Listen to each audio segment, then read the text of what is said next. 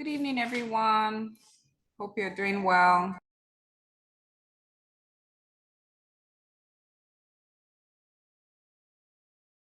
We're about to start.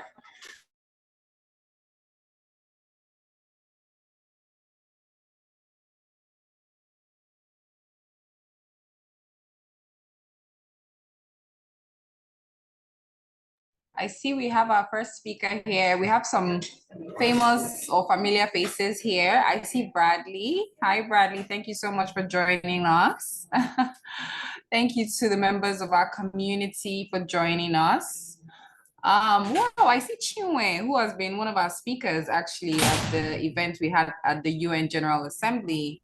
I think to make this interactive, we can use the chat to say, our names, and where we're joining from. But when we begin the conversations and our speakers start answering questions, we will just have only their videos on. Okay, I see another speaker, Onyinye. Thank you so much for joining. So basically the run of show, I'm going to give opening remarks. Nogu here is also going to give opening remarks, and then we'll jump right to it. But it's going to be a very interactive interactive session. So we're going to have questions, comments from the floor. And the reason, basically, I'm just going to jump right into my opening remarks, right? So my name is Chine Wanaka. I'm the convener and co-founder of Africa Policy Conversations. I am in Abuja, Nigeria. And yes, the reason why we chose to,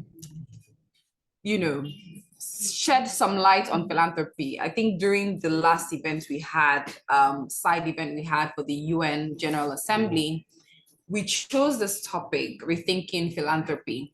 Because, when we talk about aid, philanthropy, impact investing, some people say, oh, it's not really an African thing, or, or some people see Africa as a pity case, and we wanted a situation where people would leverage philanthropy to actually support emerging businesses, SMEs, impact investing, amongst other things, right? We wanted more inclusion, and we also wanted more ownership. We also wanted to be part of the decision making as it relates to designing philanthropic projects, right?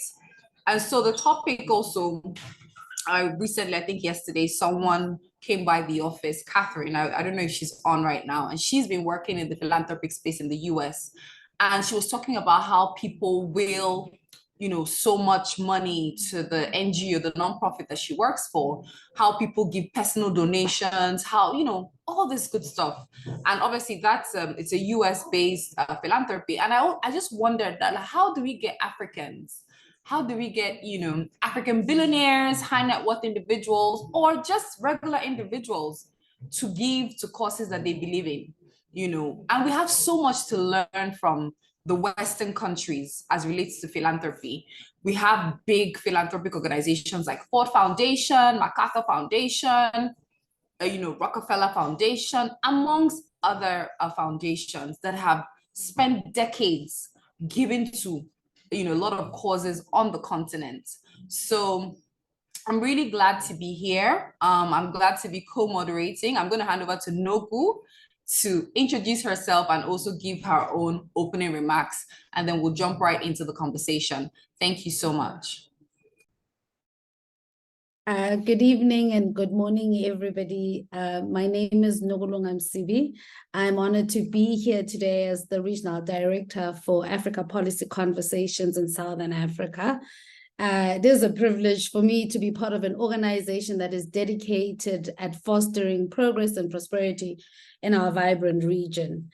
AFPC stands as a powerful platform built to help discover tailored solutions to the challenges facing economic growth and development across the continent of Africa. As Chinea, my co-moderator, has mentioned, a philanthropy in Sub-Saharan Africa plays a crucial role in addressing various social and economic challenges faced by the region. It encompasses a range of activities from providing and offer financial support to organizations and initiatives to offering expertise and resources for community development.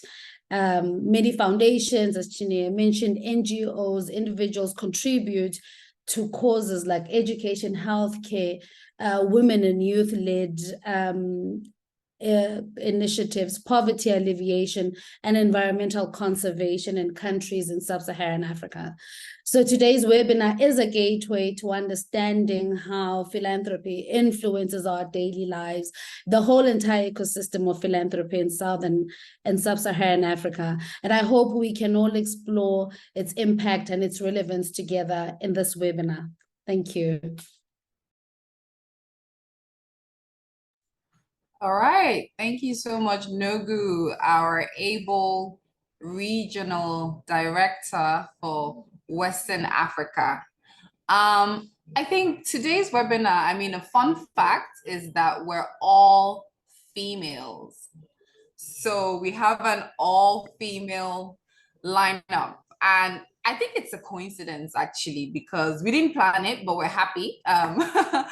And I believe that women really will play or already play a crucial role, right? When it comes to impact on the continent, when it comes to business, leadership, when it comes to raising wholesome families, when it comes to doing amazing things. I mean, in the area of governance, we still have a challenge with not enough women representing us in elected offices, but we have a lot of women doing phenomenal work and we're willing to hear from them.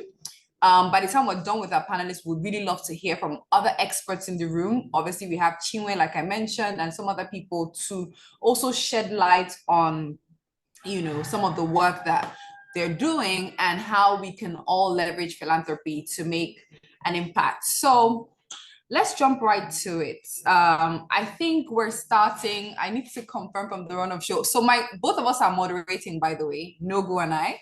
So we're going to be helping each other out in this, you know, moderation.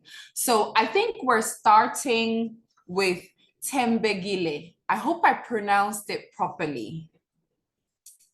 All right. So what we're going to do is we're going to take a 5-minute, 3 to 5 minute introduction and just, you know, allow you speak to the topic. And then we'll go to our next panelist, take a 3 to 5 minute introduction, you know, allow, you know, you to speak to the topic, like I said, and then we'll just take it from there. And then when we're done with the introductions, we will then take the question. So I could ask you a question, or Nogu could ask you a question. But the point is to make this very conversational. We're all going to learn from one another. And like I said, you know, utilize the chat box for your questions and for your comments. So Thembekile, over to you. Thank you so much, Chineye and Nogulunga. You guys have been great. Thank you for this important space and this important platform. I think it's about time we really started having conversations on policy conversations on philanthropy. And to my co-panelists, I'm also happy when I saw the lineup. I'm like, it's a female panel. Love it, absolutely love it, because philanthropy is in our DNA as Africans. And if you can remember from the time you're young, your mother, your grandmother, your auntie practiced philanthropy within their communities, sharing food, sharing their resources with whoever, even at an informal level. It wasn't yet institutionalized, but that's what the philanthropy was. As you've said, my name is Thembekile Maseko, and I'm the director for the African Youth Philanthropy Network. So we as AYPN really just seek to influence the agenda for youth giving, youth philanthropy across the continent. And we act as a support ecosystem and to use that to catalyze development within in the youth-led and youth development space. So today, I'm mostly going to respond not to philanthropy itself, but to the new phenomena that we are calling African philanthropy, because it's become a discourse. It's become an actual field and industry within philanthropy where in the past decade, questions have been asked. We've had questions of saying, is this philanthropy working? The Western ideological form of philanthropy, is it working for us? Why are we still practicing it? So all these questions have now formed this new form of philanthropy. It's not new. It just shed the light to say, we have been practicing philanthropy. Let's actually study our own philanthropy as Africans and figure out how it can transform our development, because clearly mainstream development practices have not been working. So for now, I'll stop now and give a chance for my co-panelists to also introduce themselves. Thank you. All right, thank you for that introduction. Onyinye, if you're here, please go ahead and introduce yourself. I know I saw you earlier. Yes. Can you hear me? Yes, we can. I'm just trying to find your video. Okay, awesome. I see it. Yeah, good afternoon, everyone. Onyinye Onyemobi, as I've been introduced, I work for the Ford Foundation. I'm learning philanthropy, the way it is practiced from the US side of things, but I am also happy that the first panelist started us off on the right path, which is reiterating the fact that philanthropy is not new to Africa. Philanthropy is not new to the continent. And if I bring it down to Nigeria, where I come from, philanthropy is what we've been doing since pre-colonial times. It's cultural, even though it is stated in the religious text that we have to be our brothers or sisters keepers. And if there is any continent who understands that clearly, checking after your neighbor, making sure the next person is as good and as happy as you are, it is Africa, where we really have a communal lifestyle. And when you walk into people's homes, you're served food, you don't wait to be invited. When you're invited to weddings and parties, you're not asked to pay for your food. That's the generosity with which Africans lived before we started to put aside the value systems that we know and to begin to learn other methods of existence that we felt were superior to the things that we have. This is saying that we already have philanthropy in existence.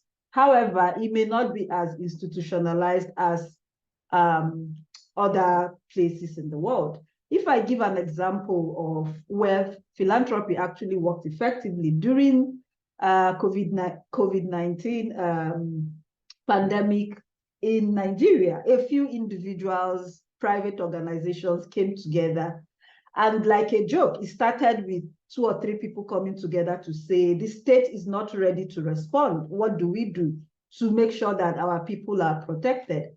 What started like a discussion between 2 individuals ended up with what we know as CACOVID, is corporate organizations coming together to fight against COVID.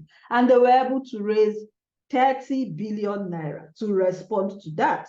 That didn't come from any external philanthropy, it came within. That tells me that the resources that we need actually to support the work, impactful work that needs to happen within the continent lies within us. Perhaps what we need to do is to look within and to ask ourselves, how do we get people to know that the giving that they do in churches, the giving to your neighbor, paying school fees for someone's child, helping somebody who is in the hospital who can't pay their bill, that is equally philanthropy? How do we map, how do we record the amount of giving that we give in this type of ways? And how do we capture them? How do we document them in a proper way that we can also share that to the rest of the world? So I would stop here and let the other speakers chime in. Thank you. Okay, so our other speaker is actually delayed in joining. I know she wanted to make a PowerPoint presentation, but I think we can jump right into the questions for you and Thembekile. So Noku, over to you. But I like the point you make, Onyinye, about this not being just a Western phenomenon. I think also Thembekile also made that point as well. we keep thinking that, okay, because the Western world has more structured organizations or larger organizations, however, this is something in our culture where our brothers keepers. I know most of you on this call, Africans, take care of someone in your village or a loved one or relative. So it is in our culture. I think what we can draw from the Western world is how they're able to make it more sustainable and make maybe their charitable organizations live beyond them. So someone like Rockefeller now, he's not alive anymore, but obviously the organization is there and it's still making an impact. Bloomberg, I'm sure the Bill and Melinda Gates Foundation will probably outlive the founders. I also question, so to me, I'm also thinking, does it mean that it's like the more money you have, the more structured the organization can be? And we might speak to that eventually, because I know from experience with running Africa policy conversations, for instance, it's not easy to leverage on personal funding to support charitable causes. It's not easy to sustain, because these organizations have to run, you need to have employees, you need to do so many things. And then if you want to start looking for grants, for instance, and fundraising, it's even more expensive because you need to hire experts, you need an M&E plan, and you need so many different things, audits, all that stuff. So it becomes really, really expensive to manage a nonprofit. So we'll speak to that obviously eventually. So I would hand over to my co-moderator, Nogu, to ask some of the questions to the panelists. Thank you. Thank you very much, Chineye, and to our wonderful panelists. And I would start with just the conversation that we've already started having, Ms. Thembekile, specifically the challenges faced by philanthropic endeavors in Sub-Saharan Africa. You have mentioned how philanthropy isn't new to us. We just haven't institutionalized it. And Chineye mentioned that, how do we make it sustainable? And some of these questions really do speak to that. What would you say, having seen from AYPN, what are the primary challenges of philanthropic initiatives that we encounter in achieving sustainability and a long-term impact within the region? Thank you for that. So Sub-Saharan Africa, you have to consider the landscape of, that entire region, politics, the economics, and just the social fabric. And what we've seen now is there's been a rise of coup, not coup, quote unquote, military takeovers. We know we are plagued by political instabilities in the region. Now, what that has done, it has affected the regulatory framework of and our ability to do our work, not just as in the philanthropy field, but as civil society in the whole. So I'll bring you to a study that was recently done by the Savio Institute in Zimbabwe. Although they did it for Southern Africa, but they were really doing an ease of index, the ease of doing philanthropy index in Southern Africa. I'll put a link to it. It was really done greatly, where they were evaluating which countries is it easier for civil society and philanthropy rather to thrive in. And oddly enough, let me just make sure I'm speaking to the right. So oddly enough, Malawi has the best landscape for philanthropy and civil society to thrive in.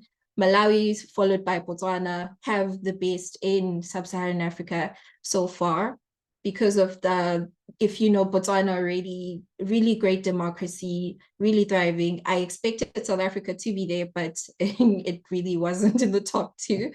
And with the two last ranking being Mozambique and the last being Zimbabwe, we all know Zimbabwe, how that is.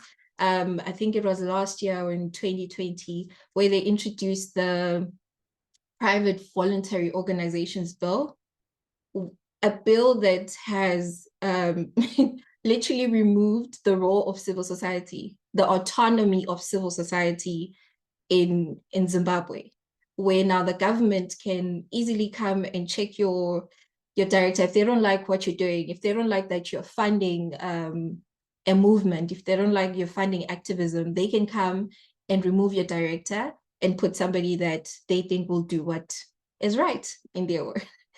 So we're seeing a lot of that, a lot of dictatorship moves like that.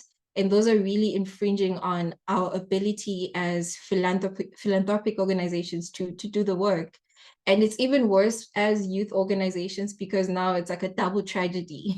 You're starting off, you're young, you already have the issue of trying to navigate the space, trying to find the funding. Sure, you are aware of the problems you're facing, but finding the funding, and then now you have the regulatory framework against you, working against you. So yeah, those have been some of the challenges that we have been facing and noticing. Even registering bank accounts, and although it's as if the region does not want us to do this because there's the compliance the compliance and the procedures are just so tedious and so long. And if you are starting, it's better if you already have the social capital, you have the network capital within the philanthropy space. It's better for you to register and get going and formalize than when you are starting off. So for us as youth, it's a double tragedy, but we're getting there. Thank you. And you know what you speak of regulatory frameworks being a hindrance, this also speaks to policy, really.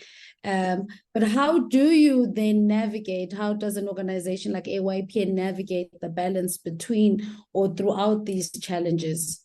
So that's where we've seen the value of collaboration and being part of ecosystems within the industry.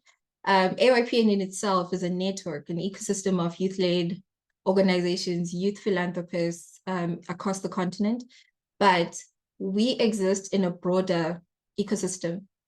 One of our mother bodies is the African Philanthropy Network.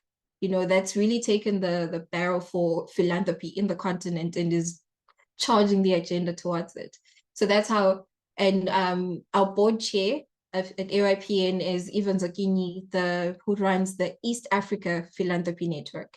So really being part of all these ecosystems and the partnerships has given us a lot of credibility, which is what a lot of youth-led organizations struggle with, credibility in the space. So with that and with their backing to say, oh, we know who AYPN is, we've seen them do the work, we know it's easier to even get funding from the US and funding from, and be recognized and be able to navigate the regulatory framework because we have the backing. We're not just a fly by night. Yeah. Yeah, I mean, that was probably my last question into your partnerships and collaborations. And I do understand how a bigger mother body or sister organization like yours, APN makes it easy for you to navigate the landscape. But I imagine they too have the same challenges, whether you are a youth-led organization or you are an established one, the regulatory framework is the same. And so, you know, I wonder, you know, just on the top of my head, how we then, you know, does it almost force us back to casual or African philanthropy as opposed to an institutional one where we can have sustainability and long-term impacts? You know, do we just go back to paying for the local children's fees? Do we just, you know, is that what we are almost forced to kind of do? What are your thoughts on that? I'm a firm believer in fighting the system. So I will fight the system at any chance I get. I do believe as much as it's limiting right now, we have a burden of proof, not just as the youth, but as a sector. We have a burden of proof to say, we want to formalize our own philanthropy. We want to do it our way. We want to give it our ideology, our perspective. We want to imbue ourselves into our own philanthropy. And eventually they'll listen. I know, is it 2 days ago, Nigeria, the Office of the Presidency in Nigeria just appointed and erected an Office of Philanthropy. So we have a formal office in government for philanthropy now. And this is such a milestone for African philanthropy and for all of us, because it's now saying it's going to have a trickle-down effect, a domino effect, where other governments are going to be like, wait, so I don't need funding from IMF. I can resource on my own. I can just set up this office, resource on my own, which also will in turn build a framework, a regulatory framework, and it will change policies within different nation states to say, how do we now shift? How do we transform this to now benefit us? So we make it easier for these organizations to actually help us, because that's what we are trying to do. We're trying to do the work that government is struggling to do, and what private organizations are also struggling to do, somewhat not interested, but struggling to do. So that's it. That's Okay, no, but I really wanted to touch on the point she made about the new office in Nigeria. I remember that I actually sent a message to the lady to congratulate her. Her name is Thelma Ekio, and she's a genderless investor. And I think she's been in the genderless impact investing space for a while. So I was really excited to actually see that appointment. And I also want to touch on the fact that a lot of the policies we've been creating in Nigeria, like recently we've been working on a creative economy policy for Nigeria, and we've been supporting the new Minister of Art, Culture and Creative Economy. And one of the things that we actually touched on is the role of philanthropy. Because if you look at the art and culture space, for instance, in Nigeria, a lot of it is supported by philanthropy. So if a lot of people know about the Muson Center in Lagos, where people watch plays and stuff, you have halls, there's a Shell Hall, Ajip Hall. Those were all CSR initiatives by organizations, right? And then there's also the Mike Adenuga Center, some other centers where people have donated spaces, buildings, and different things to support philanthropy. So that's a very good point, that now we have an office, and the role of the diaspora is very critical. Maybe later in the conversation, I'll bring Chinwe in and ask her a little bit about that. How do we mobilize our African diaspora? Because they're all over the place and they have the money because the diaspora remittances actually are more than oil revenue. So we can actually speak to that. But I also wanted to announce that we have Mrs. Olutoyin, apologies, joining us. I know she was meant to give her introductions earlier, so we'll just yield the floor to her to give us her introduction. And she also has a short PowerPoint presentation on the topic. She's an expert in this space, so I'm delighted that we have an opportunity to hear from her. Ms. Olutoyin, are you there? If you're there, please. Good afternoon, everyone. Awesome. Let me just switch on my video. Thank you so much. Okay. While you're doing that, let me just say a little bit about you. So she's a Nigerian with a passion for gender equality, women empowerment, and youth transformation using non-violent approach with expertise and work in peace and security, alternative dispute resolution, monitoring and evaluation for over a decade.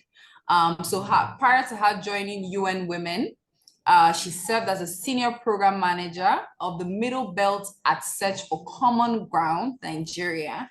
And she led and managed projects for the region around farmer-header conflicts, religion and beliefs, youth and violence, amongst other amazing things that she has done. But this is just an overview of some of the things she's done with different organizations, with support from the UNDP, amongst other organizations. So we're ready for you. And I know you have a PowerPoint presentation. So we can run. Okay, I see your video now. So awesome. Although we can only see like the top part of your face, it's fine. Let me do that. Aha. Okay. This is Much better. Much better. Thank you very much. Thank you so much for joining us. Thank you so much. I want to appreciate this opportunity given to me to talk about philanthropic activities and profiling strategies that can make it so effective in Africa, and particularly in Sub-Africa, which that's along the West African line where we find ourselves in Nigeria. Philanthropy activities is something that we need to take to another level. We have individuals, just like other presenters have talked about. We have organizations doing this. Some are so organized, some are not. So I want to believe that my session here is going to speak to ways that strategies that can be used to make this work so well for anyone who is embarking on it, so that it's not a question of us putting money that is not bringing the results that we want to see. Oftentimes, it's always good that when philanthropic is being organized, and the management, a mission is set, which the board members, staff, and everybody connected to that organization should be focusing on. It should drive what programs, activities, and constituency and stakeholders that needs to be focused on. If that is not done right at the beginning, or as they also move on in the course of carrying out the philanthropic activities, they need to do also reviews in terms of using gender and social inclusion to see who and who should also be involved to buy into the mission is very key. Another thing that is also important is investment policy and committee should be set up around, this mission. It's important that long-term goals, particularly financial one, is set up. Oftentimes, philanthropy starts and you find that it doesn't move so far in terms of sustainability, just like some of you have also discussed when I just joined initially. That plan is not there. If sustainability plan is there, there should also be long-term financial goals planned behind it. And maintain financial viability is also looking at fundraising. It's very important. Many times, many philanthropic organizations start or individual, but at some point, the activities also stop. It's because the fundraising activities, the flow has not been defined. There are many ways to raise funds. We have crowdfunding, peer-to-peer campaigns, and right now we have even private sector having what we call community social responsibility, corporate social responsibility, that many philanthropic organizations are not aware of. They can plan all these along their flow and make sure that the staff and board members key into this. Many philanthropic persons, they don't also know the trends. And I think for us in Africa, each country has its own peculiarity of issues that we need philanthropists and organizations that do such to respond to. They need also data. It's not enough to plan. Okay, girls that are out of school, do we have the data in particular local government? How you want to bring them on board is very key. So data is very important for the management of activities and programs of any philanthropic organization. I put there govern, don't manage. Oftentimes, communities or people that are less privileged that we are reaching out to feel that we micromanage them, with some of us that are very organized in organization taking grants. It's important to do needs assessments, to also work with them to see areas where they themselves can make contribution or how the sustainability can be done. So it's important that they have ownership. Ownership means that the ones that, okay, this is our problem, and these are areas they can also support in identifying solutions to those problems. I also said here that we should set and observe various policies for administration. Why many of the philanthropic management are also failing is because we don't have some policies put in place. Where you see where things have worked, the policies are there, programs, how things will be done, policy should be there, recruitment, leadership policy, tenureship of board members, who should be people they should look up to. Looking at example, when we talk about entertainment industry, some of our young people in Africa, they are so rich through music industry, some in sports, and they want to give. but oftentimes they don't have a structure that is well set up, that having these policies that will guide how they do things. Another policy I also put there is conflict of interest. You know, when people who are involved, who will make things flow from one place to the other, they have their own interest and be a block in the flow of whatever that is being pushed out. These policies and many monies to be put in place. Another strategy is partnership and collaborations. It's always important, not just individuals. I mean, organizations alone, individuals can come together, look at the trends they want to respond to, put resources for a wider reach and impact, you know, and then to also avoid duplication. Oftentimes you find a particular set of people, when a philanthropist go, they are the same set of people getting, you know, things done from such philanthropic governance. So we need to also take that. And then transparency and accountability.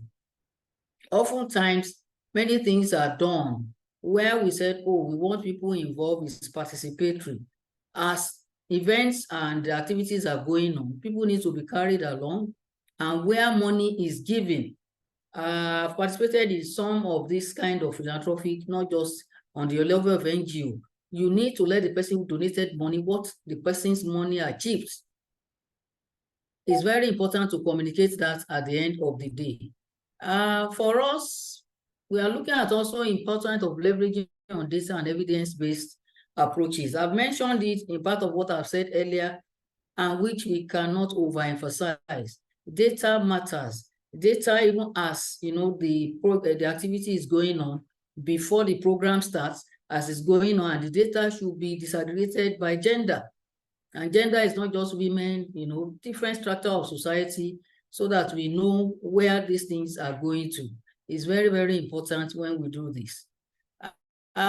Strengthening, monitoring and evaluation is one key area that even with governments, and not to talk of private sectors, are not doing well.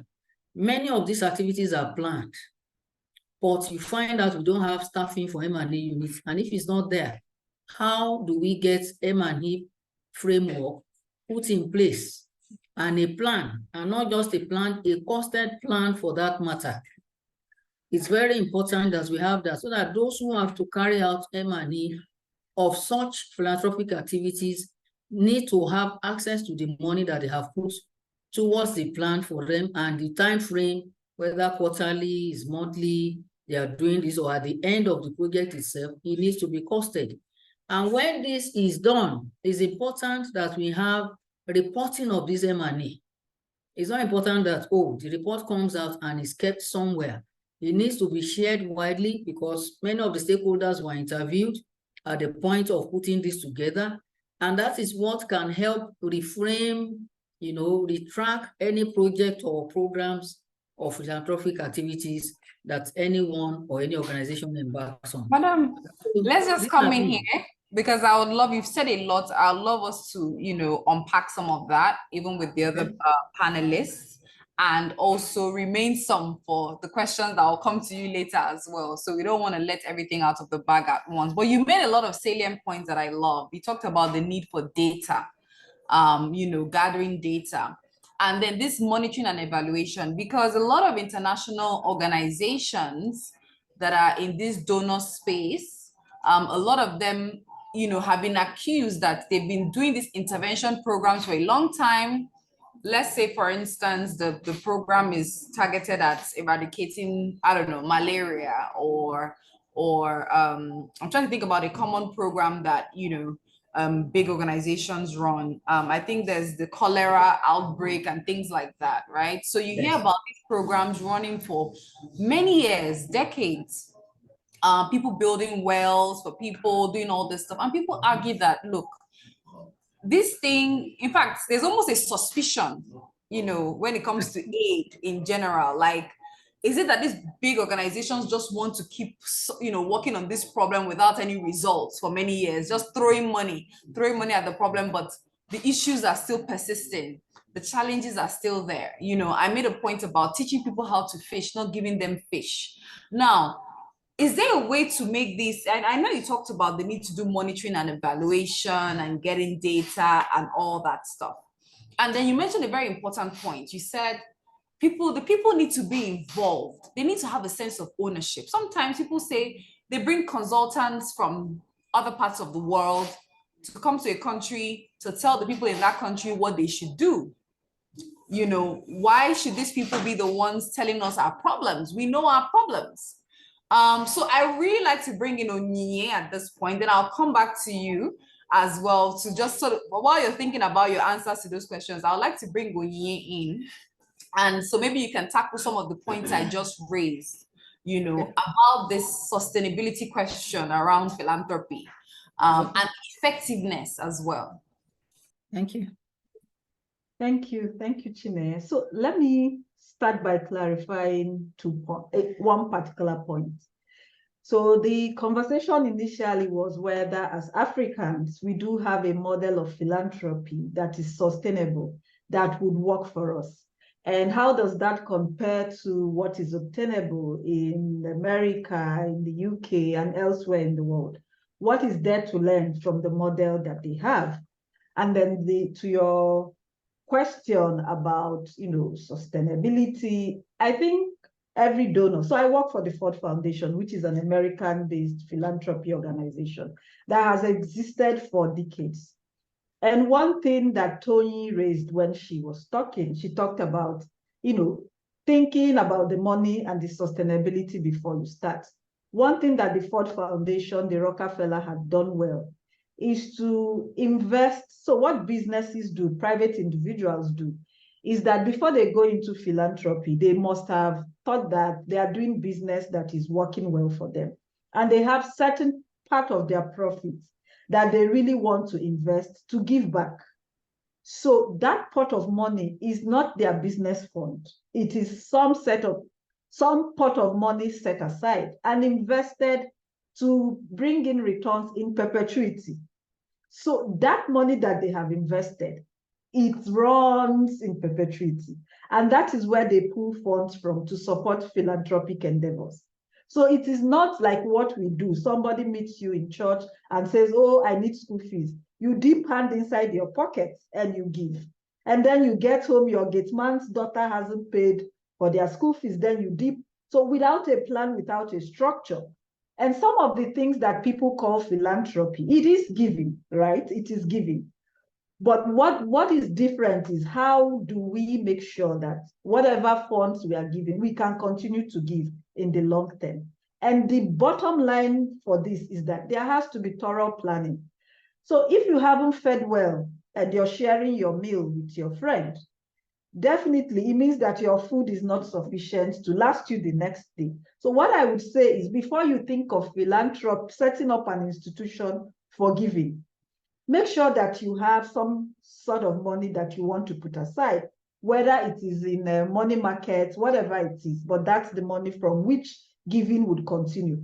And that is not the seed money for your business. For those who are into CSR, that's not your business fund. That is not your organizational fund. That is money put aside. So that already said, every funding organization, so MacArthur Foundation, Ford Foundation, Luminate, Open Society, they were in Nigeria before, but no longer here. What they all do is that because the problems in the society are enormous, you can't solve all of them. They are able to clearly tell themselves the truth. We can only do malaria, we can only do democracy and governance, we can only do education. They don't stretch themselves too thin. And it's not emotional type of giving. Oh, today I'm led to give towards health. Tomorrow I'm led to give towards youths. It is a clearly defined goal. And they do it by strategic planning. So 5 years' time, I will focus on education. And not even education as broadly as it is. It is a clear line of this area of education is what I want to give towards. And they earmark certain percentage of money to make that happen. What that means is that no matter who is bringing proposals to them, they will not answer. They will only answer to specific strategic outcome. The second point is that the outcomes are clearly defined, short-term, mid-term, long-term. What do you want to see between now and 2 years? If I invest $100,000, $10,000 into education, do I want roofs? Do I want chairs? Do I want policy? Do I want curriculum? clarity is important, and that helps you to monitor. When we talk about measuring and evaluation, it is the indicators for success that you set out in the beginning that you look out for. That's what helps you to know whether there's been progress or not.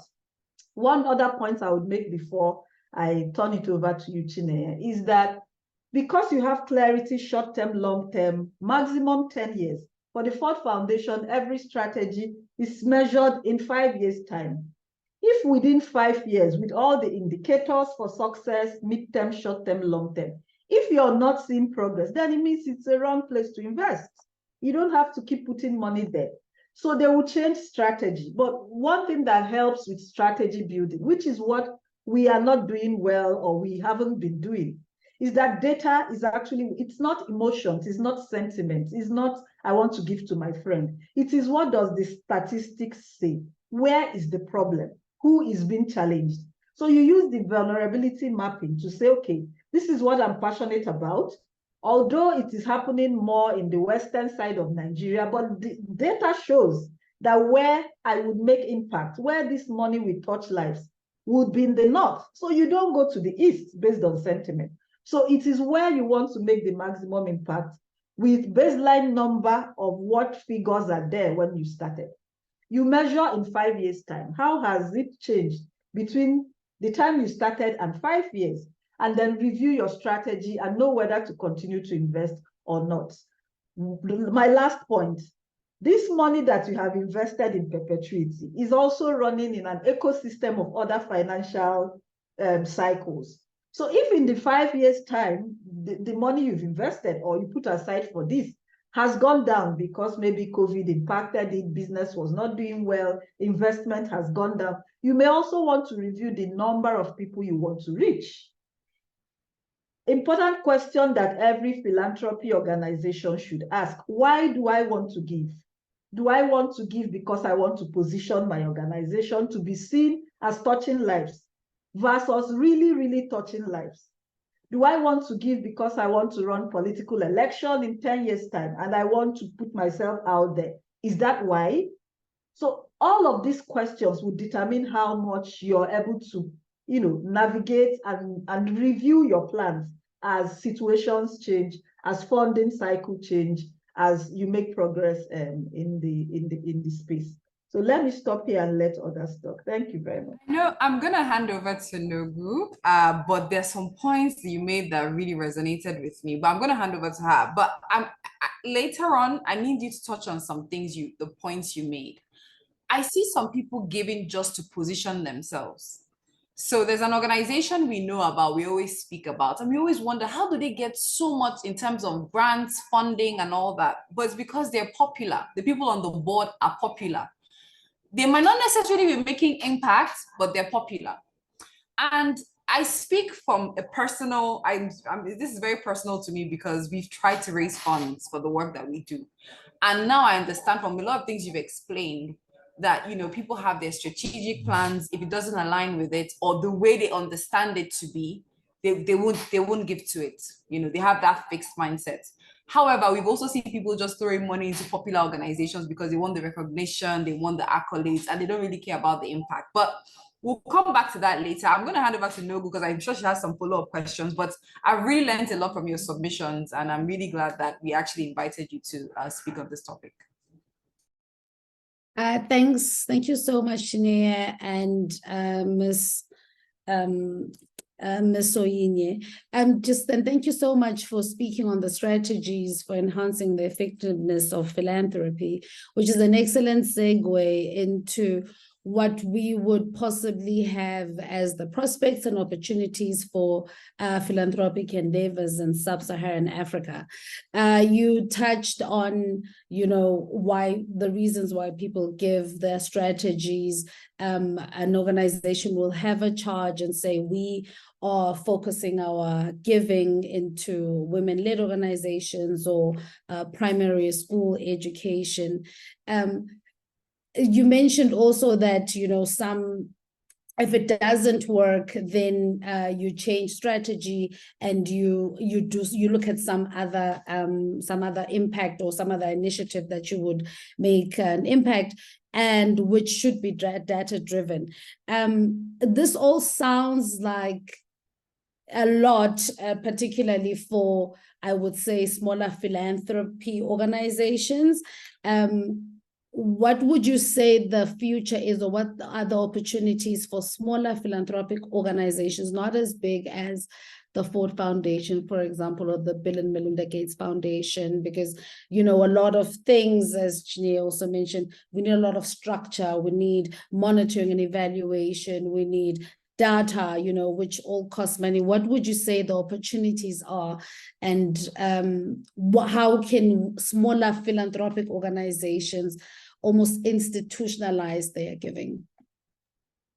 Okay, thanks for that question. So first, we started the conversation by saying that giving is not new to Africans, right? That is established. What that means is that everyone around you understands the concept of giving, but how they give and why they should give and what compelling story will you tell them to make them give.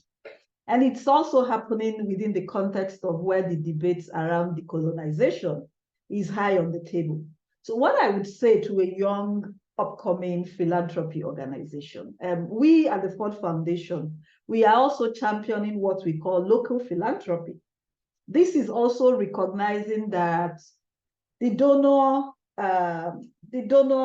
ecosystem, the donor funding landscape is dwindling just because of the global economic challenges. And with the war in Ukraine, the war in Israel, all of that is also affecting global giving. What that means is that it is forcing all of us, both the upcoming young philanthropy organization, to actually begin to look local for where both NGOs to think of local measures to raise our funds.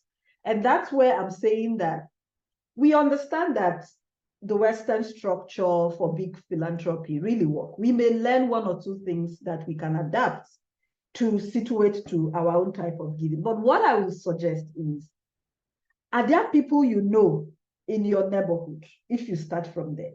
Are we able to break down giving to these people to say, if you bring, so for Nigerians, people have given in measures like everybody bring 1,000 naira. Talk to your friend. We need this amount of money, as big as it sounds. That's why I started with saying that when COVID-19 started, one person spoke to one person and the other, and they raised 30 billion naira to respond to that. What that means is that if you are able to tell yourself that I want to reach this goal in 10 years, how do I break it down to the barest kobo or naira that is achievable?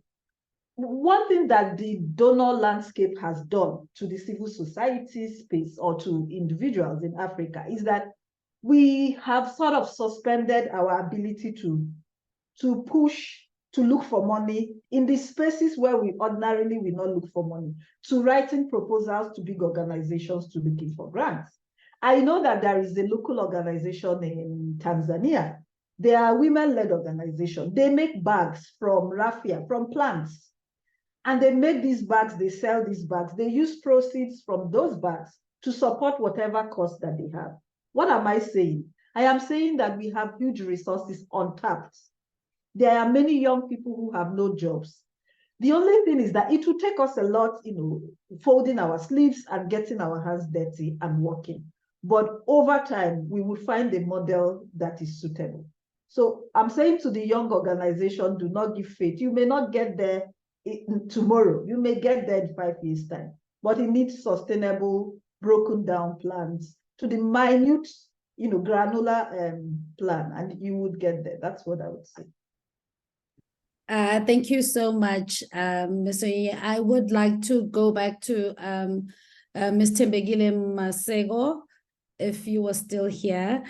Just after our conversation with Ms. Onyinye and Ms. Olutoyin, what, in terms of African Youth Philanthropy Network, and particularly youth-led organizations in Africa that you work with, what would you, what are your thoughts with what Ms. Onyinye has just mentioned? Thank you for that. I've learned so much from Onyinye right now. Well, it was a light bulb moment, really, when she mentions the localization agenda, you know, to say you don't have to start big. This is how I'm translating it. You don't have to start big.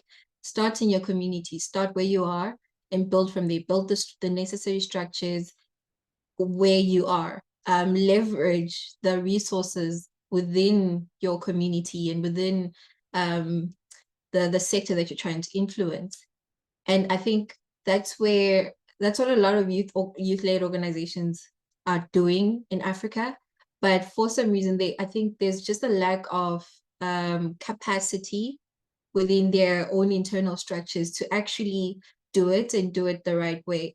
So what we're doing as AYPN is to also connect these youth-led organizations with people like Onyinye, who we would have established a relationship with, and we say, we understand where you are as a youth-led organization, but you know, Onyinye has she has expertise in this, and she can probably give you, if she can have time to give a sit down in 30 minutes, an hour, to say, this is what you need to do, this is how you need to do it, and build on that.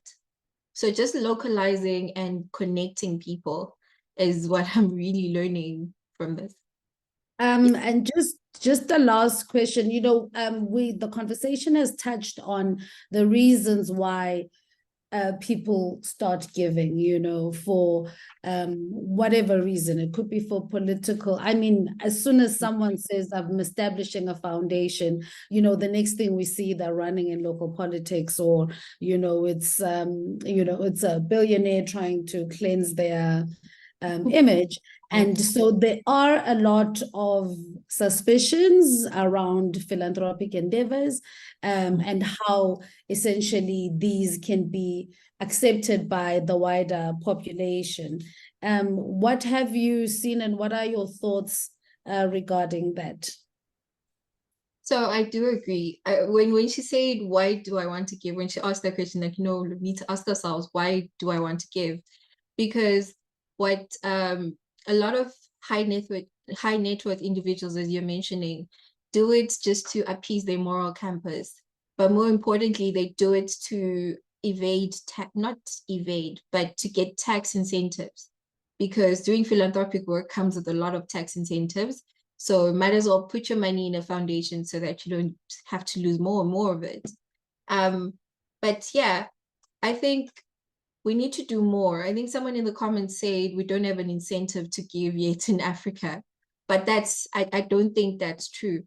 I think we lost it when we tried to institutionalize movements. When we tried to institutionalize and formalize activism, that's where we lost it. We should have left such initiatives to just thrive on their own.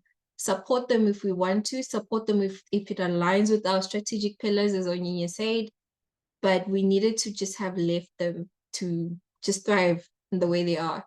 And I think that's where people are losing the values of philanthropy and, you know, the belief in that, could this actually work?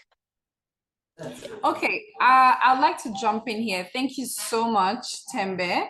I want to do two things. I want to talk a little bit about our work, and then I also want to take it to Chinwe, because some wonderful comments in the chat have talked about diaspora giving. So I'll let Chinwe jump in after I make these few remarks, and I'll let her just speak a bit about, you know, in 2 minutes, basically 2 to 3 minutes, just tell us a bit about, you know, what she does and the role she believes that the diaspora can play. But from the comments I've seen so far, as Africa Policy Conversations, this is a sweet spot for us, advocating for better policies. So for instance, now we're doing a program called Framing a New Legislature.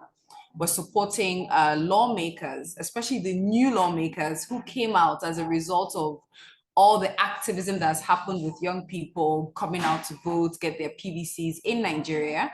So we have a new entrants in the scene, and we see them as a critical mass that we've been able to, work with. And we're trying to champion some game-changing legislations through these new lawmakers, both at the federal level and the state level. We're also trying to bring in things like gender mainstreaming. So every legislation we work on or policy we work on, we always want to think about how does it affect women? How does it affect people living with disabilities and other marginalized groups? So as an organization, when I see in the comments, that incentives, because that's one of the questions we're asking as speakers, what are the incentives that government can give people who go out of their way to do good, right? In America, we know that they get tax breaks. Is there a way, because I know if someone is giving money from the diaspora to Nigeria or to South Africa or to Ghana, except they maintain 2 homes and they can get a tax break in Nigeria, how are they going to benefit from the diaspora? I know we've touched on things like diaspora voting and other things that you can use to encourage them so that they have a say, in the things going on in the country. But this is the time where we can get creative with our recommendations.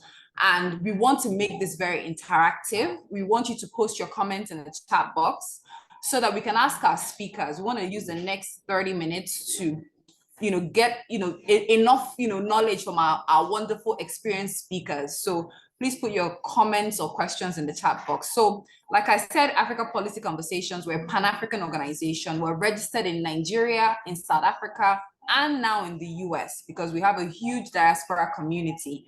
And all we're trying to do is transform leadership governance, increase youth participation. We're a women-led organization.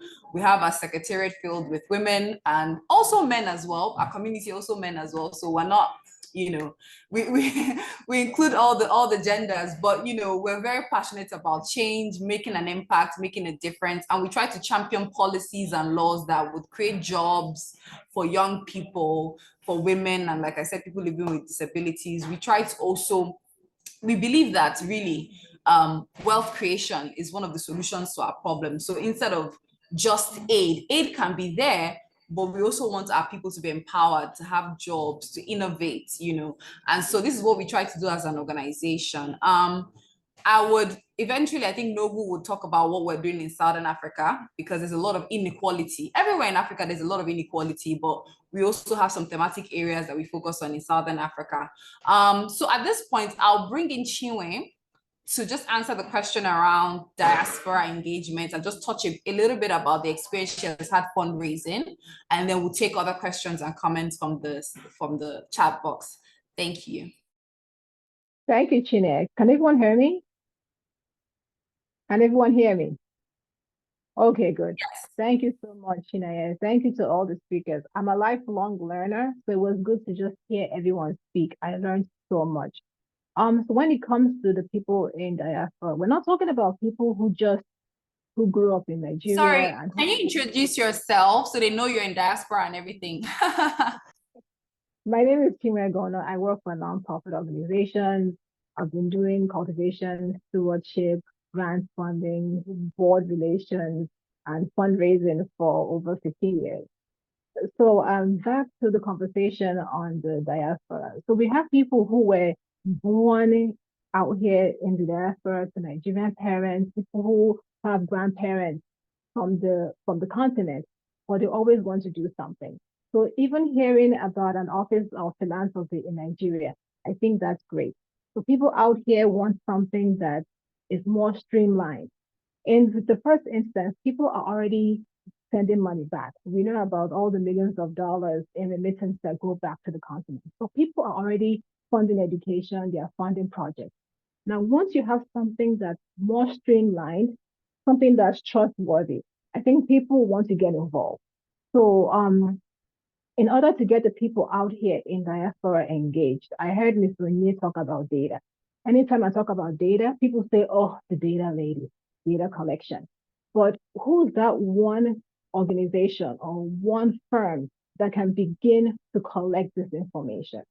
For instance, a couple of us are on this webinar, right? If African Policy decides to be the person who starts to create this huge database of everyone in diaspora. Maybe they will say to the young person in New Jersey, or they will say to Chinwe who lives in New York, Chinwe, do you know 10 to 20 people out here that you could link us up with? Okay, that's how it starts. So somebody has to begin to collect that information. We have thousands and thousands of people out here who are all professionals. Your voice is not so clear. Sorry to interrupt you. I think some people in the comments are saying it's hard to hear you. Yeah, it's muffled. It's a bit muffled.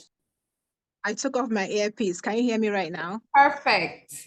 Okay, I took off my earpiece. So what I'm saying is there are people out here who are in the diaspora who are willing to give back. They need a structured method to give back. Okay, so like I said, if African Policy is able to put together that huge database of people out here in the diaspora, that'll be great. Okay, so yesterday was the kickoff of Giving Tuesday, right? Global giving. I have been bombarded with emails and appeals to give. I mean, those of us here in the diaspora already give.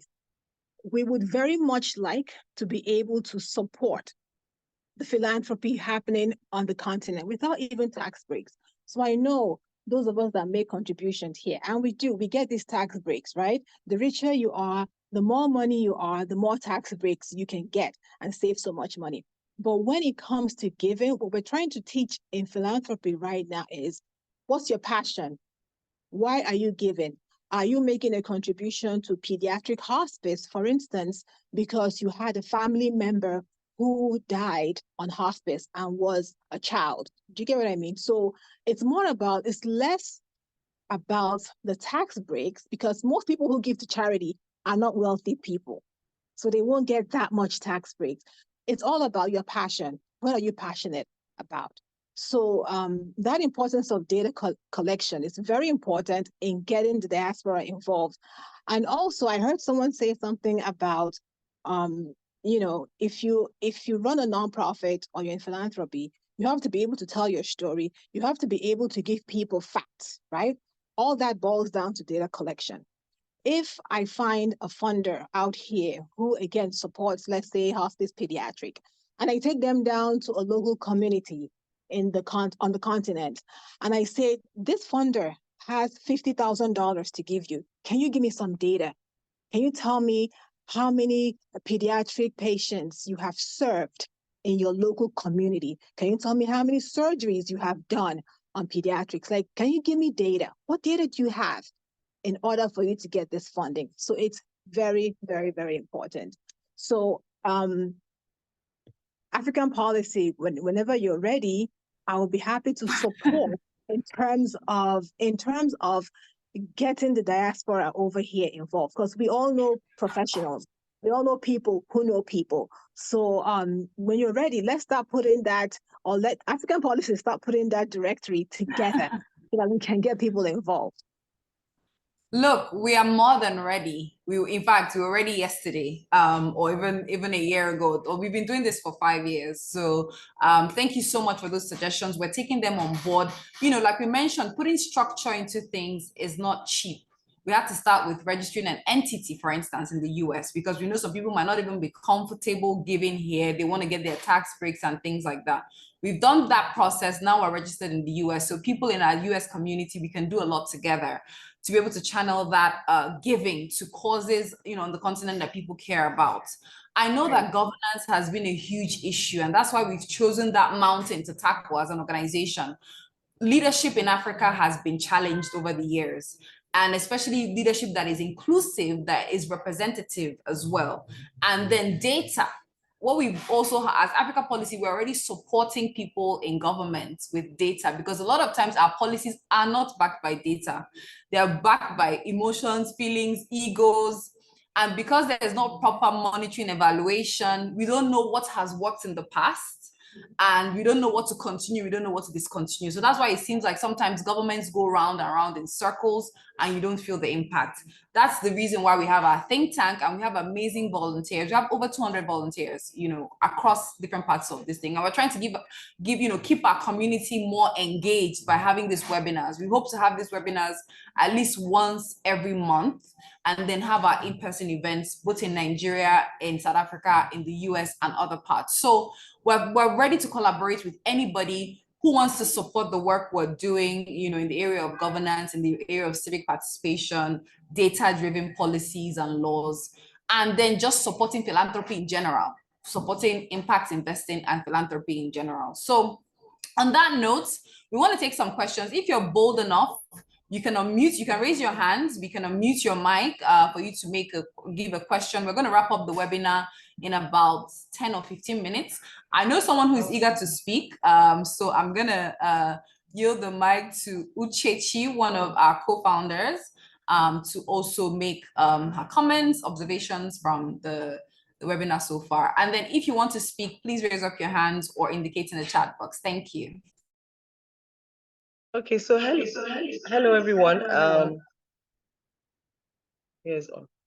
Okay, so hello everyone. Just adding to what Chineye said already. Here at Africa Policy Conversations, we've been doing this for about 5 years officially, but more than that. So she was talking. We just registered in the US. We're also looking to take our programs to other parts of the diaspora, Canada, the UK. Some people write us all the time asking us when we're going to bring events there. So if you're interested in being part of us, you can go on our website, www.theafpc.org. You can also go on our social media and follow us if you're not following us already at Let's Talk Policy on Twitter, at the Africa Policy Conversations on Instagram. So you can be up to date, even on LinkedIn as well. We have a good audience there as well. So you can be up to date with the things that we're doing. So we have a few programs. Chineye already mentioned the Framing a New Legislature. We also have the Women's Program, which we're about to launch soon. We have Gems of Africa, where we're celebrating African people doing extraordinary things, both here and in the diaspora. So it's viewer's choice. So people can nominate people in their communities that they think they're doing extraordinary work, so that we can recognize them and celebrate them.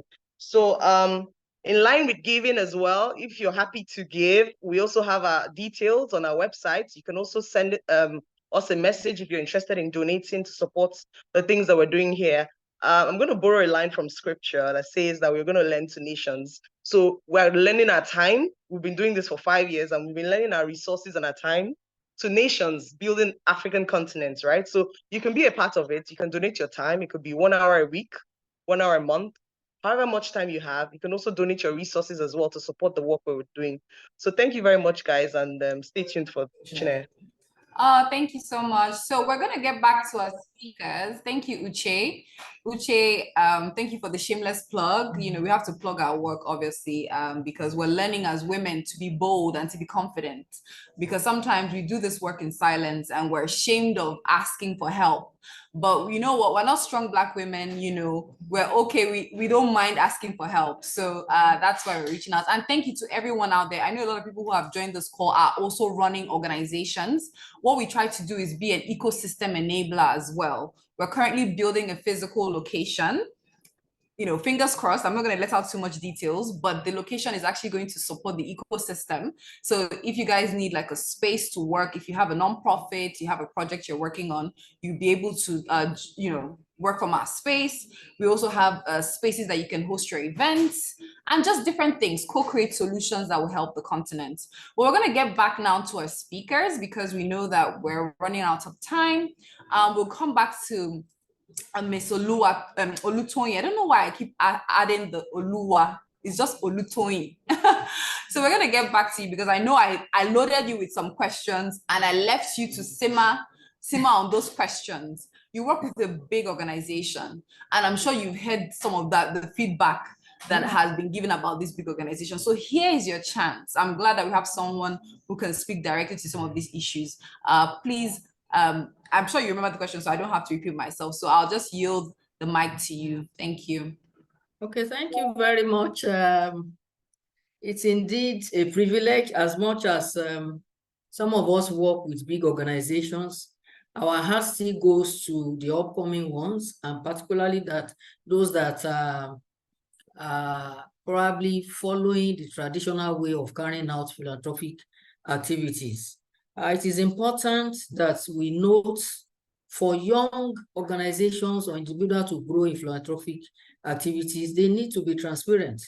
There are examples of and be accountable. It starts from being an individual.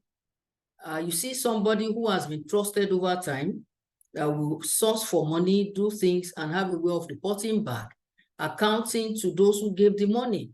If you need more, definitely it will happen. So for those upcoming ones, they need to guide towards this. And all this does not even cost so much money. There are many ways that you can capture what you are doing. You also need to handle funding with a lot of effectiveness, not being wasteful. You find something that 10 naira can solve.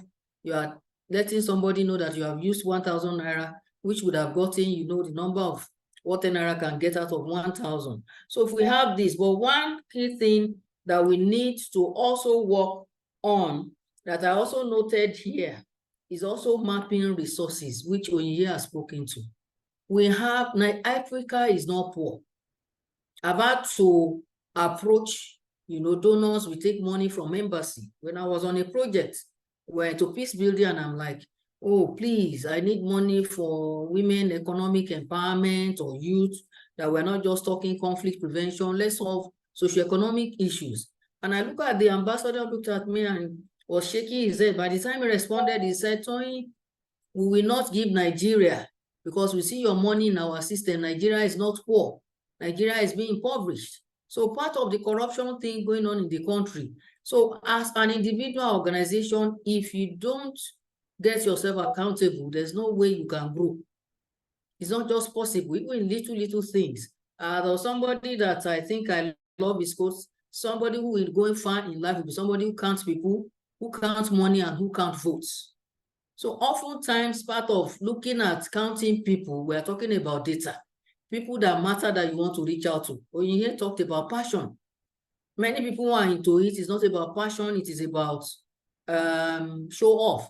Many of us survive. I know people I started with in this line that there are no more, and it's not all the time that the money is flowing, but you just hang in there. When you approach some of us, I'm sure when I was coming on board, I didn't ask you what you are giving me, but because it's something I know and I'm telling God I want to be a philanthropist, and you already told me I'm blessed. You can start from somewhere. So as little as we are, accountability matters. If we give money, people should give us receipts. You pay school fees, you must be done so that you know where your money is going to. So these are basic things for me that I can make this work. And people that you engage at the beginning, when a project or this activity is starting, make sure they're also carried along so that they can be a part of success story. We say, yes, when they started, we know we were here, and now what they have done has brought us here. So that's all a little that I need to also add at this point. Thank you. Thank you so much. So I think at this point, we can go around our speakers. Oh, Keke has something to say. Keke, please go ahead before we take our closing remarks from speakers. If any other person has something to say, please feel free to indicate so we can yield the mic to you. So Keke is one of our members from Southern Africa. She's okay. I think I see some questions dropping. So Keke, the floor is yours, please. Thank you, Madam Olutoyin. Thank you so much for the opportunity, Ms. Chinye. I would also like to thank the esteemed guests from South Africa. I've learned quite a lot. I didn't know so much happens within philanthropy. I only have 2 questions. My first question would be, what governance mechanisms are in place in Africa, and in terms of which ones should be implemented to oversee the allocation of philanthropic initiatives and funds in certain regions? And the second question would be, what role can technology play in enhancing transparency and accountability in the allocation of tracking philanthropic investments within the regions in Africa? Thank you. Okay, those are brilliant questions. I'm not surprised, but you didn't tell us who you're addressing those questions to. Who would you like to I answer the think question? it's open to any of the guests. It's okay. So who would like to take the question? Let me just read. Can I also respond to that? Oh, thank you. Please go ahead. Within each country of Africa, there are governance structure that when anyone is starting, you need to know. First, if I take an example in Nigeria, the CAC, Corporate Affairs Commission, is one where if you want to go further and make it so official that you need to register. There's every year that you need to submit annual report and also make some of these fees that you need to pay. And also we have ministries and MDAs here. We have like Ministry of Economic Budget and Planning that also look at, activities of such operators in Nigeria. But by and large, within any organization, it's good to have a very robust board members and have them with those who have experience that can put things in place to guide the organization. The governance structure can also move from board to look at how, the day-to-day activity is run. So it's very important that we look at this. It's reasons why in some countries now, many of the governments are working towards clamping down on non-profit organizations. It's because we have not been transparent. Many of the things we have been accused of funding things that are countering, the good of any country. So governance is very important. Looking at when we have annual meeting, maybe quarterly meeting, all this needs to be set in place. How you are reporting to stakeholders is also important, and each of the stakeholders are identified to also participate in governing maybe rules and regulations, things you do, and activities that you are doing. So those are a few that I know are in place in Nigeria and from West African countries that I know. Oh, awesome. I love the point about governance. A lot of organizations in Africa are usually condemned for sometimes, maybe misusing the funds. And so there's need for transparency, there's need for accountability and proper governance. And technology is a beautiful way, we have things like GoFundMe and some of these other platforms that have been created. So let's get to our other speakers, Onyinye and Thembe. The question, okay, I think, yeah, maybe we start with Onyinye and then Thembe, you can respond to the question if you have anything else to add. But we have another question in the comment box. Maybe I'll ask that question too, so that you can just take the answers together. So the question is from Mitong Dapal. I love that name. I wonder where it's from. And he or she says, how can the philanthropic sector encourage the sharing of failures and lessons learned to improve future strategies and avoid repeating ineffective approaches in Sub-Saharan Africa? Or if platforms or such documents exist, please point me to it. I love this question. Thank you, Mitong. Because Onyinye made a point earlier that, as Ford Foundation, they have this 5-year strategy, or was it 10-year, but basically they evaluate after 5 years. And if it's not working, they then change it. Not everybody has 5 years, So is there a way we can share documents, learnings, so people can know what has failed, so they don't bother trying, So maybe we'll address that question to Onyinye or any other person. And then Thembe, the question from Keke, if you also want to add to it. Okay, thank you, Mitong, for that question, and Chineye for the wonderful moderation. But I wanted to say something before I jump into the question. So giving, people give to people, donors give to people. I want us to understand that people give because they know you and they know what you stand for. They know the organization you work for. They know they can count on the people there, that we're not putting down our resources for someone to go and, for someone's personal agenda. So as a donor, I can categorically tell you that we have due diligence measures that we put in place. to check that every fund that gets into some organization is actually going to be used for that work.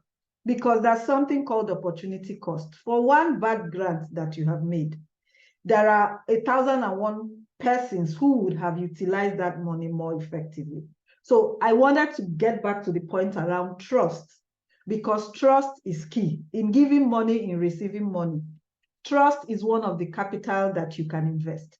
And when I say people give to people, this funding model that Ford uses is not essentially that it has to give to a brand that is popularly known. Ford is actually one organization that looks at individuals, ideas, and institutions. So it will give to building long-standing institutions. It will give to helping you create new idea that looks like it will make impact. It also helps invest in individuals to build their leadership. Why am I saying this?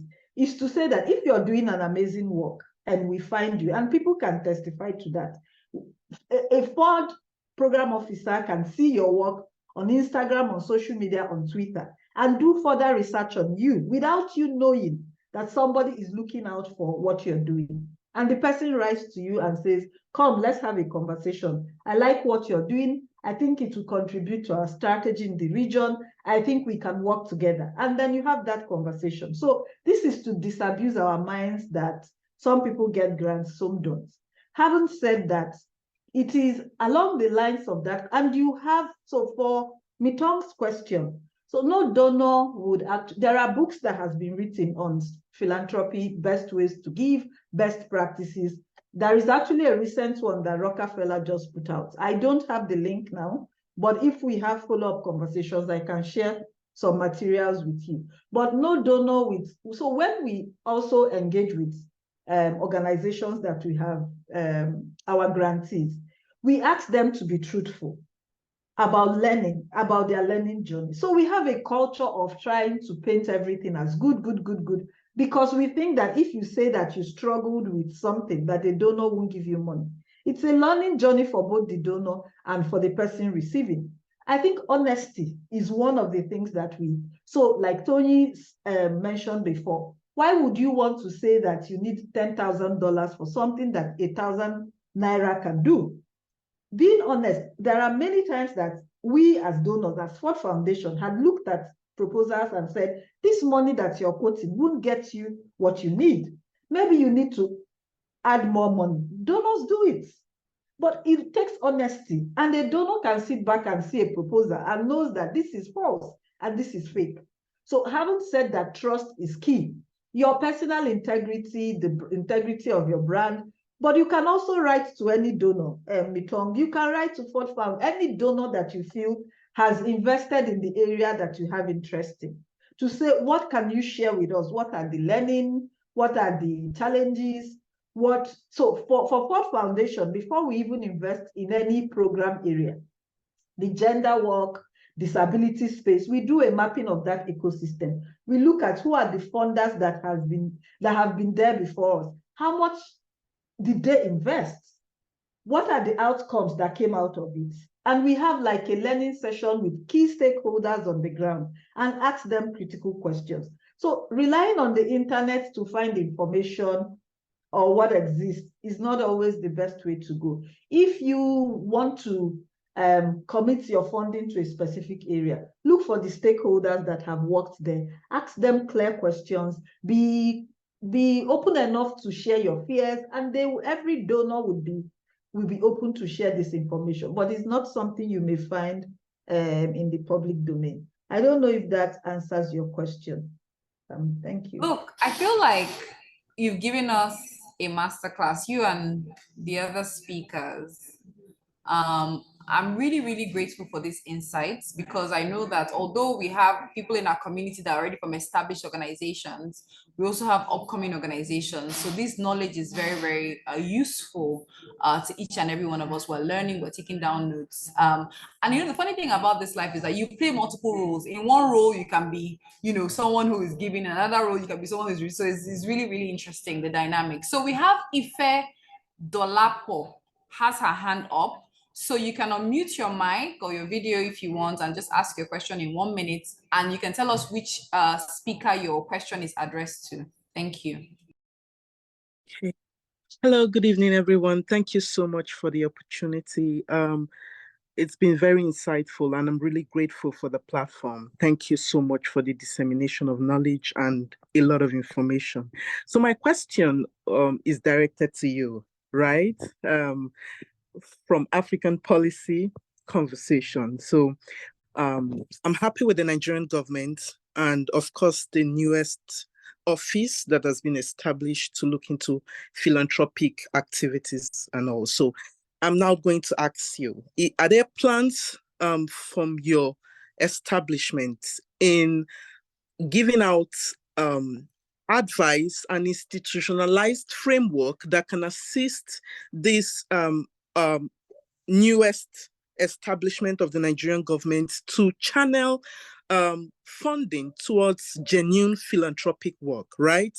Are there such plans, especially gathering revenue and seeing the foreseeable future and the possibility of having philanthropic endeavors mapped out in the budget, wherein the national budget will reflect some set of mapping out of funding to attend to philanthropic work. That's on the one side. So very quickly on the second hand, are there also steps that you're looking into in the nearest future to see that organizations that actually just go on doing philanthropic work for the wrong reasons, getting registered with the Corporate Affairs Commission, and not for the real cause of philanthropic work, but, you know, just to put themselves out there, not even to be seen, but to deceive and to collect grants for their selfish embezzlement? Are there, is there some sort of plan in your outlay that will see to it that at some point governments will begin to look very critically into this organizations registered with Corporate Affairs Commission, and then of course clearing them out to give room for the serious-minded ones, no matter how small they are, to be seen, to be recognized, and to be assisted to do good work? Thank you very much. Wow, Ife, these are power-packed questions. I'll attempt it, and if any other speaker wants to jump in, feel free to. I know we need to wrap up in the next 10 minutes because we had scheduled about an hour, 30 minutes for this webinar. But thank you for your comments. I think the first one was on the new appointee. Yes, as an organization, we plan to engage with that office. We have, I wrote to her, congratulating her, and she responded. She was grateful for the kind words. The next step, obviously, part of having this webinar is because we want to take feedback as well from the ecosystem. And one of the things I remember I talked about earlier was, what are some of the incentives? Because that's the role that government can play. You know, government can decide to, they can be like an executive bill or a policy that actually designs incentives. And I've been pushing for this actually for a long time. We've been doing a lot of work where we say people need incentives, especially people who are giving to causes that are very difficult, people who are giving to startups, for instance, people who are giving to NGOs. Because instead of our rich people keeping their money in Swiss bank accounts, you know, buying private jets, the second jet, yachts, all that stuff, we have a lot of poor people. We have in Nigeria, for instance, over 130 million people living in multidimensional poverty. Across Africa, it's also the case. Yeah, we talked about South Africa earlier, the inequality in other African countries. So we need to really encourage that culture of giving, being your brother's keeper. So we need to figure out the frameworks that will work for both those on the continent and those in the diaspora to give more. And how do we incentivize them? Even the diaspora, I'm sure if we think innovatively, we can find ways to incentivize them to give more. And the point Onyinye made about trust is very important. I know that with the engagements we had in the diaspora, a lot of them are not giving because they don't trust the system, you know, and that ties to your second question about, you know, sort of regulating organizations. Now, it's a slippery slope because, you know, there was the whole drama with Kama when there was the, you know, because there are churches registered under incorporated trustees. you know, the other organizations, and they felt like CSOs felt like government was trying to use that provision to stifle the CSO space. So it's very tricky trying to regulate non-profit CSOs, NGOs is a tricky question. So we need to strike the balance, because yes, we know that there are people out there who are giving this philanthropic space a bad name, misusing funds. We know that. We know people. I've had conversations with people and even in the donor community that have tried to give to organizations in the past, and those organizations misappropriated the funds. So we know we need some sort of regulation, but how do we balance it so that it doesn't seem like government is now imposing too much in a space that is supposed to be independent from government? So that's my attempt. Yes, as an organization, we're pushing for those policies. We're going to be working both in front of the scenes and behind the scenes to try and see that there's a law, you know, that really, or a policy. Let's begin with a policy, because policies give rise to legislation, and you know, so thank you for your feedback, and please stay in touch, because we're very open to suggestions from the ecosystem, from people out there, suggestions on how we can really move the needle. It's a collective work. Nation building is a collective work. Nobody can do it alone. So thank you for that. I don't know if we have any other speakers that want to just come in on the questions she asked before we take our closing remarks.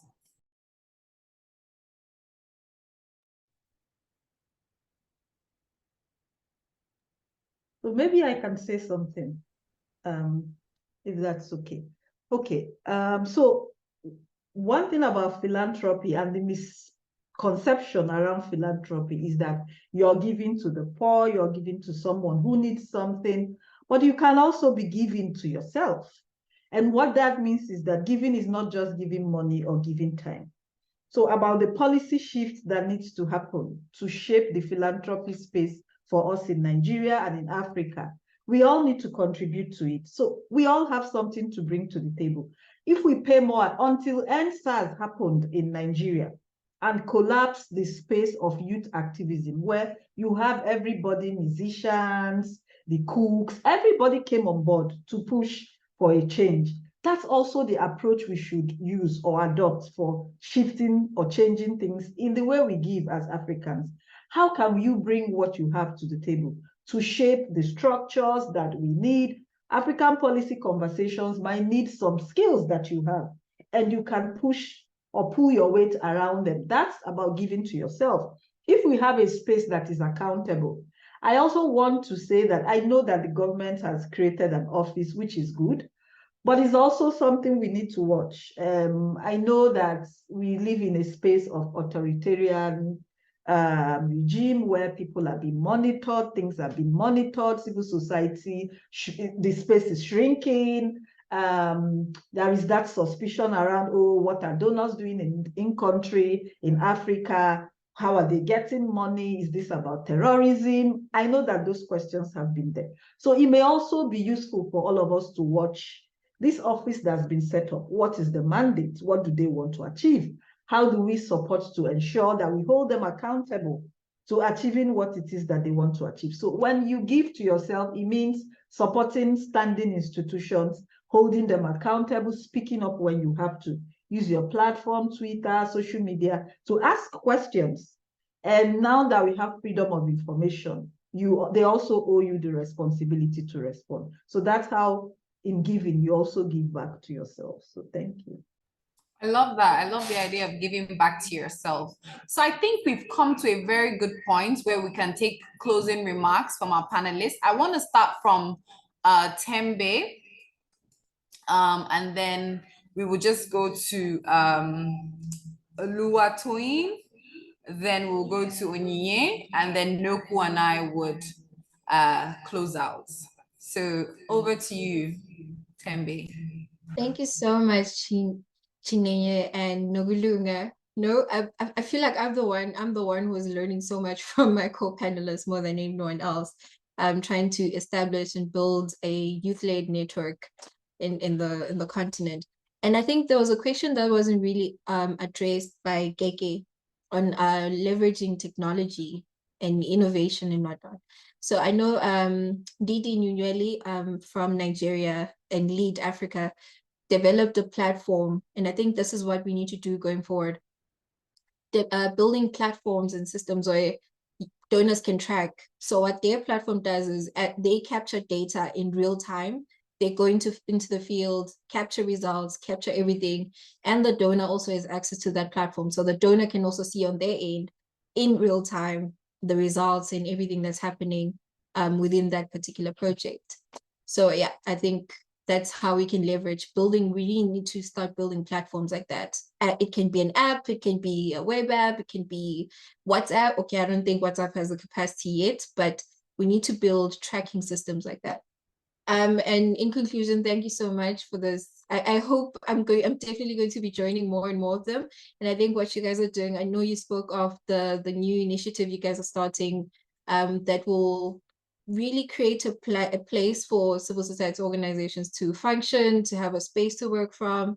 That's so key because a lot of organizations struggle with that, especially starting off to say the address. Address is a big thing in the sector of where you're based. Is it credible and all of that? So a big congratulations to you guys. And I really look forward to partnering in future and joining more and more of these conversations. Thank you so much. Thank you so much, Thembe, and we'll keep you posted on the project. Like we said, we don't want to share too much, but we've been working hard on it, and we're really doing it for the ecosystem because the space is shrinking and people need the support. The more difficult it gets, the more you really need to keep these change agents alive. Quite literally, you know. So thank you for your time, and thank you for the good work that you're doing, you know, for 50 young people to give back to the continent. The future is female, the future is youth, so keep up the good work. I know Chinwe is still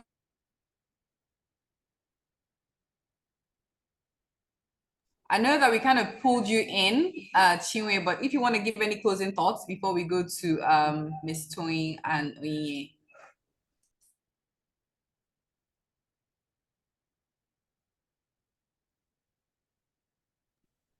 Can you hear me? Yes, we can. Okay. I've been talking about this for years, as much as possible, try and get the diasporans out here involved. We're already giving to charity here. We're already very philanthropic here. We would very much like to continue that philanthropy on the continent, but in a more structured and streamlined way. Okay. That's what I have to add to this wonderful presentation. Thank you.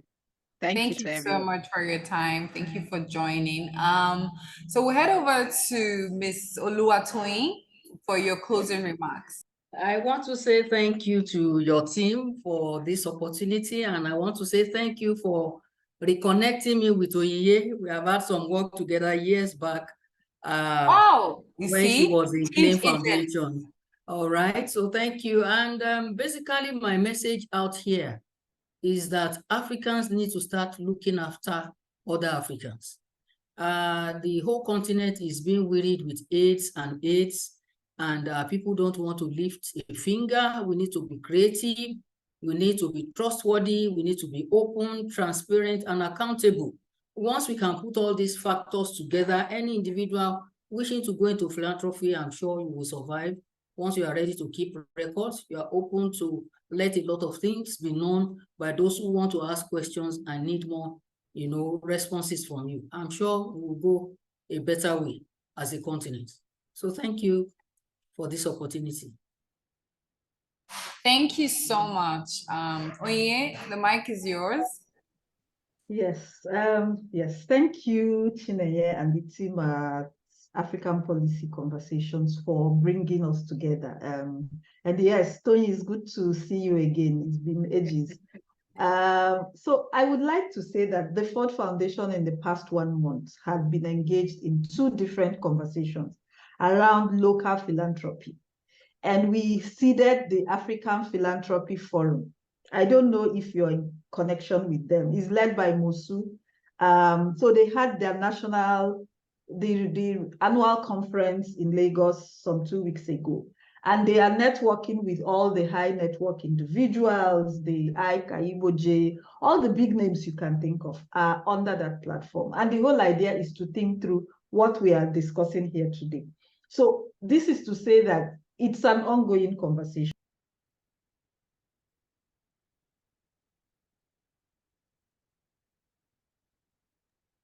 Sorry, can you hear me now? Okay, we lost you for a second, but we can hear you now.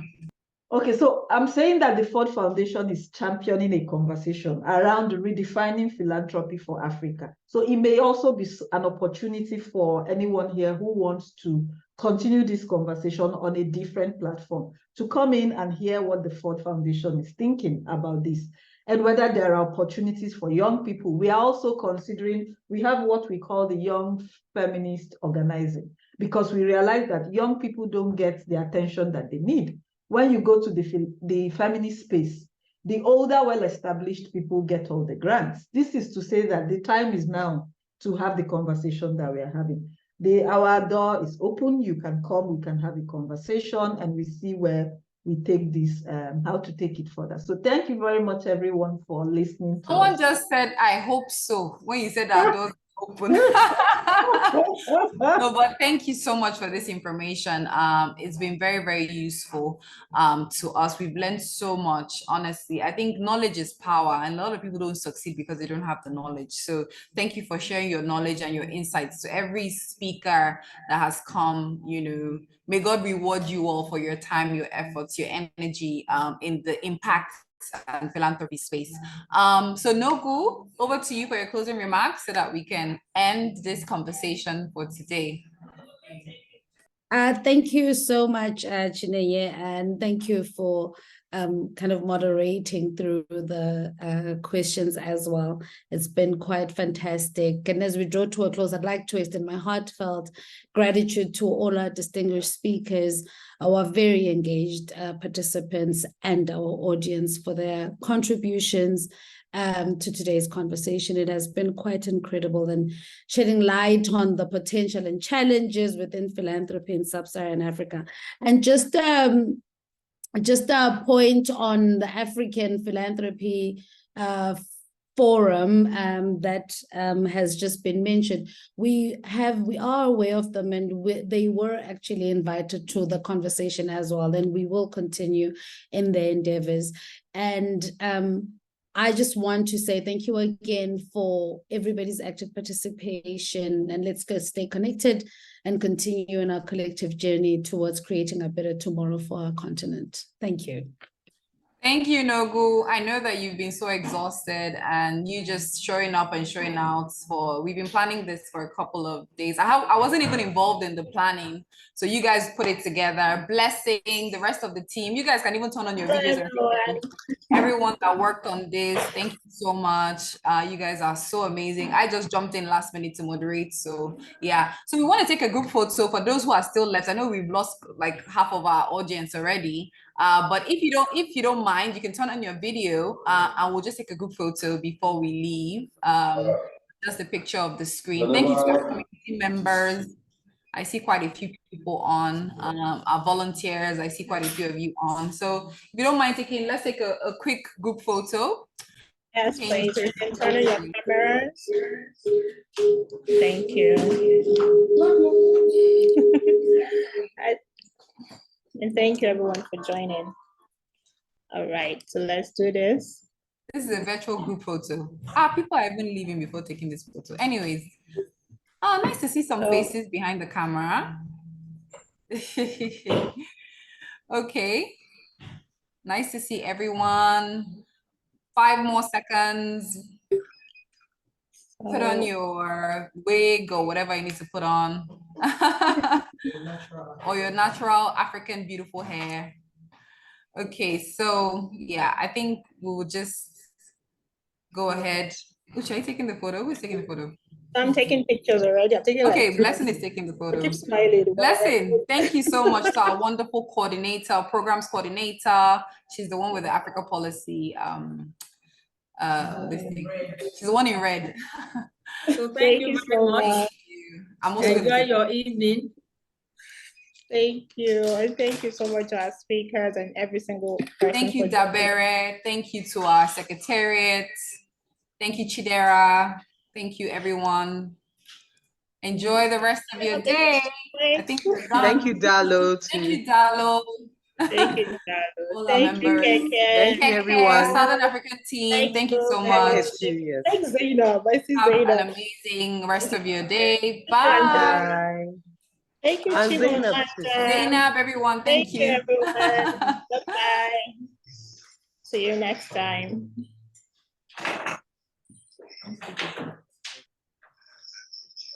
So, we also